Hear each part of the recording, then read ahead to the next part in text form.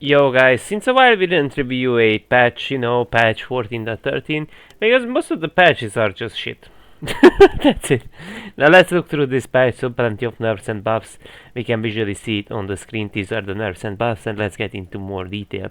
This will not be one of those like 30 minutes videos about talking about nothing burgers. So mana restoration and brand, tell us. What does that mean? Base to level, right?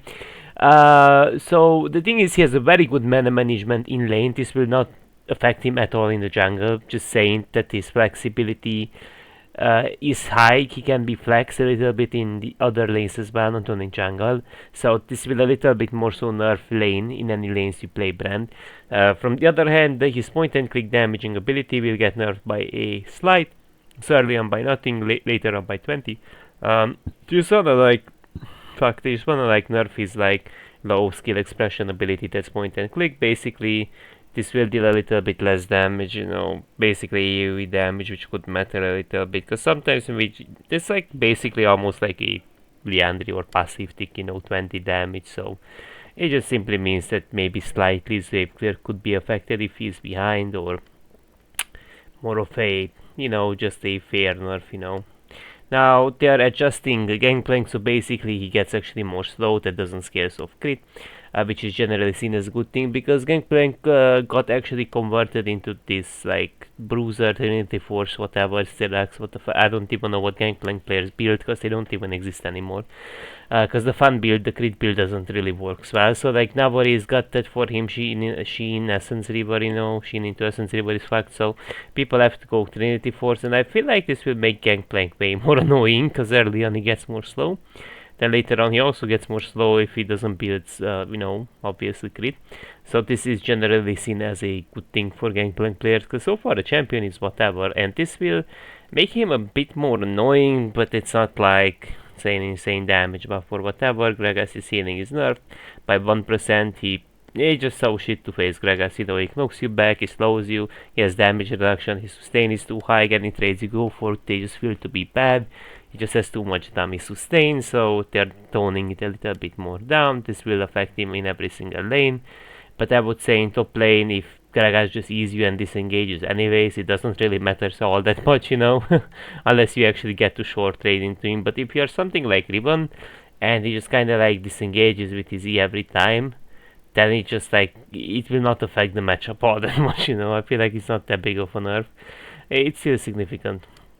Maybe, let's say he's a bit more vulnerable to jungle ganks, maybe. Graves gets a heavy buff, maybe we will see him a little bit ADC Graves, question mark, top lane Graves, because lots of AD top laners exist. So essentially his E quick draw, it does actually get doubled, so you don't get 2, you get 4 armor per stack. Later on you also get, like, of course only 2, but that's also kinda cute. So what does this mean? Lethality meta still exists.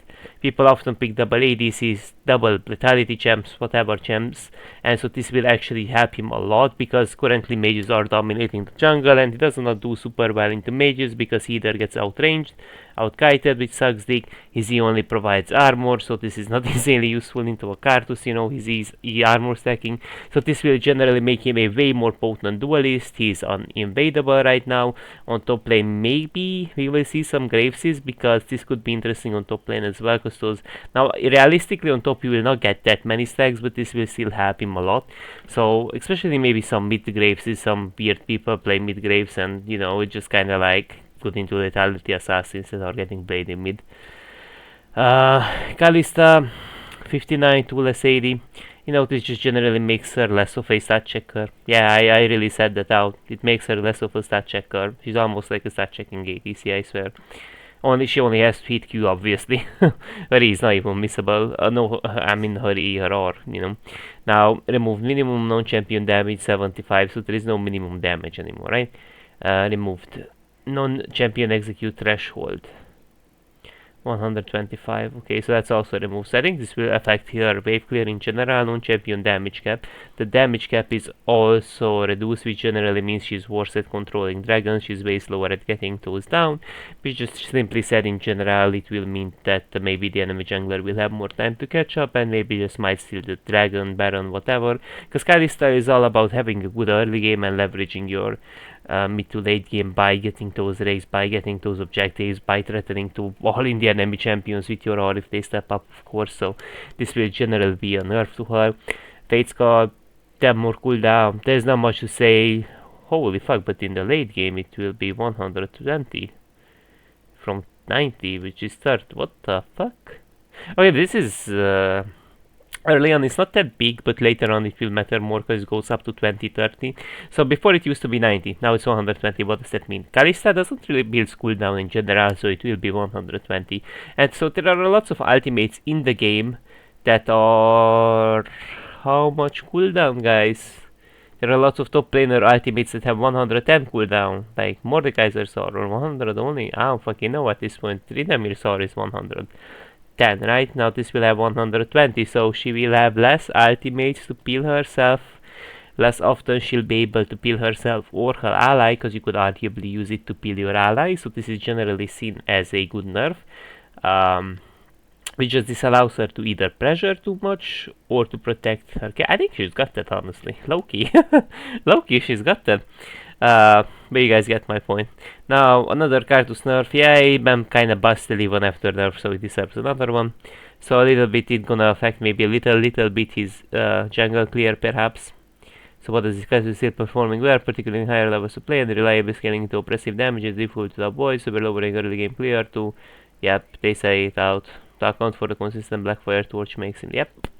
So, yeah, I mean, imbalance AP junglers by adding Torch in the game, then nerf all of them. It's just kind of funny, right? Now, Tele is kind of busted as well, just hit her with some hard nerfs. This will make her lane trades a bit worse, and it's harder to reach that execute benchmark of your R, so you will not be able to like kill them so easily with your R, because like you don't deal that much damage with your Q. Maybe a little bit is gonna affect your wave clear, because you may not exactly kill the minions in time. So I think this generally, I think it's gonna a little bit at least affect your wave clear possibly, which means you may need an extra Q, which could suck in some case. Then your DPS will be lower, obviously, towards duels and clearings. This is seen as a bad thing, so I think these are very good nerfs, honestly, but they're still gonna be a decent champion. Cannon, moving while casting his ultimate feels great and carries meaningful amount of power. We're simply taking away a count for the ages by higher level target near your using base to give your opponents better window to kill once they get to the jump. Oh, I mean, this is gonna make him very squishy into range champs. I mean, 31. Wow, that's 31 less HP. I think he's very vulnerable to pokes right now. He was already quite vulnerable to some of them, depends where you play him. I feel like in mid lane, into Assassins, Mages, he will be more vulnerable. On top lane, it doesn't matter all that much. You guys know why I say it? Well, unless he faces maybe Poke, Malphite, or Nasus, or whatever, then this does something. Now, if he faces champions like Garen, what happens? Garen presses Q, walks towards Cannon either stuns him or he's away, and his E has like 10 seconds cooldown, by the way, so often this does not do all that much, because like you don't die level 1, you know, and you're gonna get HP per level, so this will not do all that much on top lane. This will affect him in other lanes. On top lane depends on the matchup maybe. Lee Sin, Giganto, huge as buffs, only 3 HP per level, but there are some items he builds like Sundered Sky that does actually scale with, you know, HP obviously. Safeguard Iron Wheel, by the way, this W safeguard ability, if you target an ally, its cooldown goes down by 50%, just saying. And so the interesting thing is it's gonna receive 20 more shield. What does that mean? He will be a insanely good duelist early on. Actually, his duels are slightly more potent, which is generally seen as a good thing. So this generally means that he can fight a little more, he can peel a little better. Maybe he can take an extra tower shot. I just gonna maybe it, I'm not 100% sure. Maybe in some case scenarios this exact 20 shield, this exact like 8 HP, 3 HP might be gonna help him, so you guys get my point. Let's move on to Lissandra. What's going on with Lissandra? So she gets a 5%, another buff for her Q. Let's buff the annoying ability, so maybe we will see Lissandra top lane unironically. So her wave clear is generally seen to be better just because she gets a...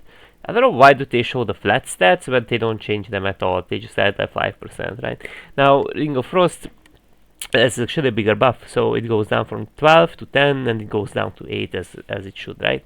So it, in the later levels it doesn't have that much, but they usually max last year W. I'm not sure that they W max after Q remax. I think they E max, but some of them W max. So Okay, these are good changes. Maybe we will see Lissandra Tups or more flexible lanes she will be picked into. So, what does this mean? A lot. So, wave clear is a little bit better, especially because Ring of Frost is a little bit more frequent as well. In some case scenario you may need a quicker rotation of Ring of Frost. Now the good thing about these changes is that you'll poke more and you'll press more with W. So for example, think of a dash, right, in a game that has around 12 seconds cooldown. Can you guys think of one? I can hint it to you guys. Tryndamere, as an example. Tryndamere, right? Now Tryndamere is not a generic mid laner, so maybe we cannot just say that, you know. We cannot just say that, you know, it's not played in mid lane, because Lissandra is playing in mid. Okay, we're gonna go with another one. Yone. Generic mid laner. I think we can say Yone. Is it fair to say Yone? Is it fair? It might just be. So, 21 seconds on his E. 21 seconds on your C, right? Now, Lissandra's W will have only 10 seconds. What does that mean? So, for example, if you add 12 and 12 together, you're gonna get 24. And Yon C has only 21 second cooldown. So what does that mean? You cannot get 2 rotations of W's off before it gets to E to either engage on you or to actually, you know, get turn on the. You still cast his E and basically get out of your route. So you get to pressure more or you get to CS a little bit more safely. So this is good. This is generally seen as a good thing. Now in range matchups this will not help a lot if you think about it. Because like you got a E in, and so every time you have E you have your W, but you have it regardless if it's 12 or 10 seconds. So this will not insanely help a lot into a Serat, you know. Maybe wave clear wise a little bit, I could see it a little bit, it could help. Maybe. Now, okay, we got that. What else? Basic attack damage, 3 more 80. Wow, that's insane. So 3 more 80 does actually matter a lot. Actually, a misfortune because you know, basically her Q has a decent amount of damage it deals, and notably her R has high KD ratio. Passive does a physical damage, so this is seen as a good thing because her W also gives a decent amount of attack speed, right?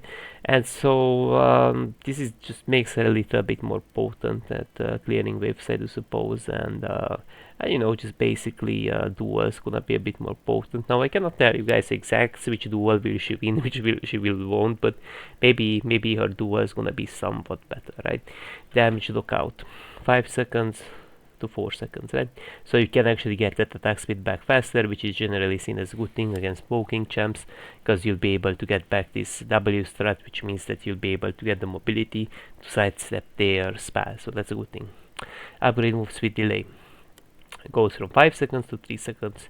Max bonus move speed gonna be a little bit higher, and the initial movement speed gonna be also higher. So this generally helps into matchups where A, you need a little bit mobility to catch up, and trade into them, or B scenario, you need the mobility to sidestep their abilities. So this is generally seen as a good thing, because we see, what the hell do we see on bot lane? Skill shot ADCs from Keria, like Varus, Ezreal, but I guess in solo queue people are not Giga Chats, they don't play them, but okay.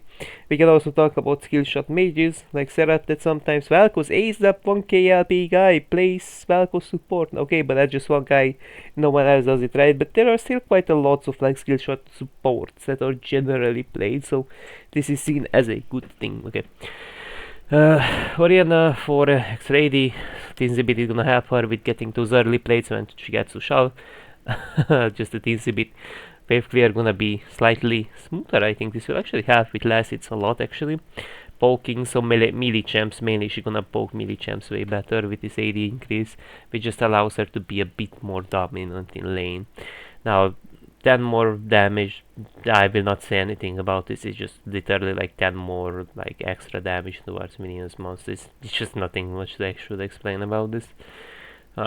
Shattered Earth upheal, mana cost higher by 50, max health damage goes down from 15% to 10%, so basically Skarner is yet again useless, unironically, because Skarner been useless before the rework, right?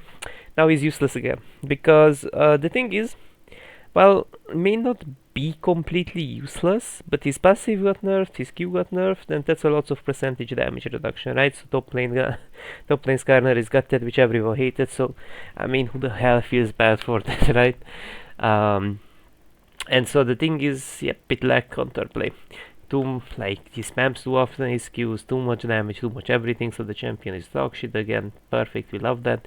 But he's still gonna deal some damage with his E, his R can be annoying, so don't underestimate him, because he still has CC utility in his kit. But dueling wise, he will be worse in the jungle and top lane, so this is generally seen as a good nerf. Bonus monster damage, good. They remove the AP ratio, flat damage is low, good. But they should nerf that dog shit he got, that he is so fucking annoying, man. It basically gatekeeps every dashing champ. So holy fuck that E, man. They could nerf her E as well, to be honest. At the time it even got buffed. We're not gonna read all that. Less 380 less, worse pokes, worse duels, attack speed growth is lower. How many on kill gonna give him 10 attack speed? Okay, it doesn't scales with it scales with less 10% attack speed. Okay. Wait, what the fuck am I reading? So you're gonna get 10 AD, 10 attack speed, and AP. Champion takes down, give him 40% bonus attack speed, 15%. So it's 15% extra attack damage and attack speed, or how does it AP? As like what? Attack speed scaling now includes attack speed from champion levels. Attack speed increases champion, meaning the passive can bypass it. Okay, that's good. That's great. Holy fuck, that's good. So they're buffing on hit Varus, but low key they are nerfing like non-on hit Varus, like poke Varus. But I think poke Varus will still exist regardless. Like the fuck. Numbers attacks with the missing high damage will be at levels based on rank. So it will deal a bit more damage, but this also helps poke Varus, no? What? Q cast lockout, so 0.25, 0.85. So what does that even mean? You gotta charge it up at least for 0.85 or what? So this is seen as a somewhat of a nerf towards AP Varus, somewhat towards AD, but just somewhat, basically really good. So it's a little bit of a buff towards on hit Varus, but I think it helps also the lethality Varus. Weird, but okay. Blade color, will Saya be OP again? So one less cooldown, bit more pressure. 5 more AD, percentage wise the same. But she has a lot of feathers, you could have 10 feathers on the ground, and 10x5 is how much, guys? 50. Spear is decent. So 50 more damage if she has 10 feathers, as an example. Less cooldown, fuck, my bad. Less cooldown, which generally helps with quick baits as well to reset your E more per pair day. I think this is seen as a good thing, actually. I'm not sure if people even go quick blades, actually, but this is seen as a good thing. Maybe slightly better wave clear if she needs it. Yeah, great buffs. She will be definitely more decent. Healing from Bobs is 40. I feel like his Bobs are like healing so much even on top lane sometimes, so yep.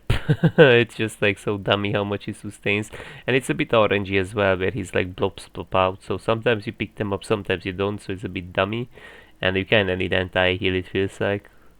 So nerfed on range champs, but this doesn't matter. It's like 2 champions build it. Sometimes Corki, but mainly like Varus, Jace that are ranged. Then this is a nerf towards range champs, so basically the range champs get 60% of the value, not 100% of the lethality. But I don't know, this is weird, guys.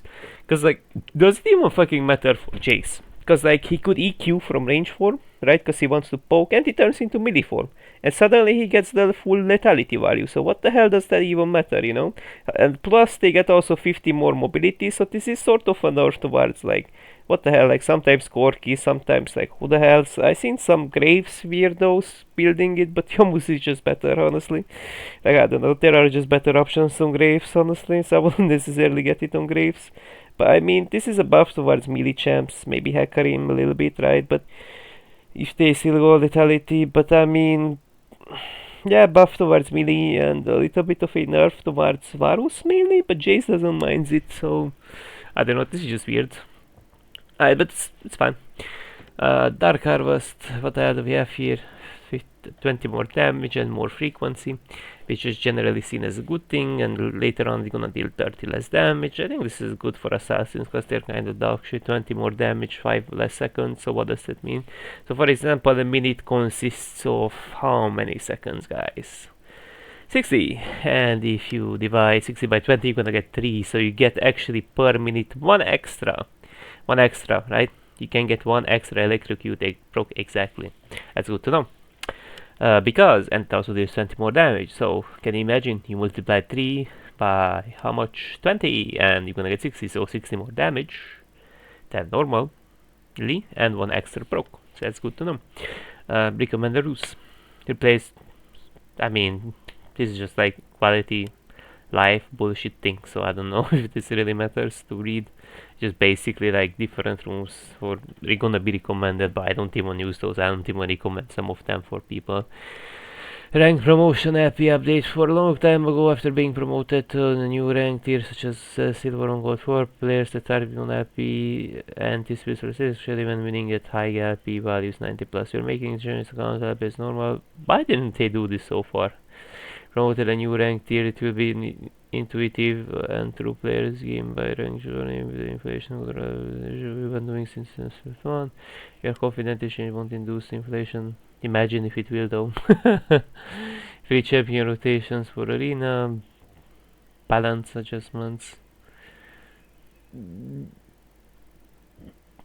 buffs, nerfs, whatever, but this is arena really, like, and there are ERAM players actually exist.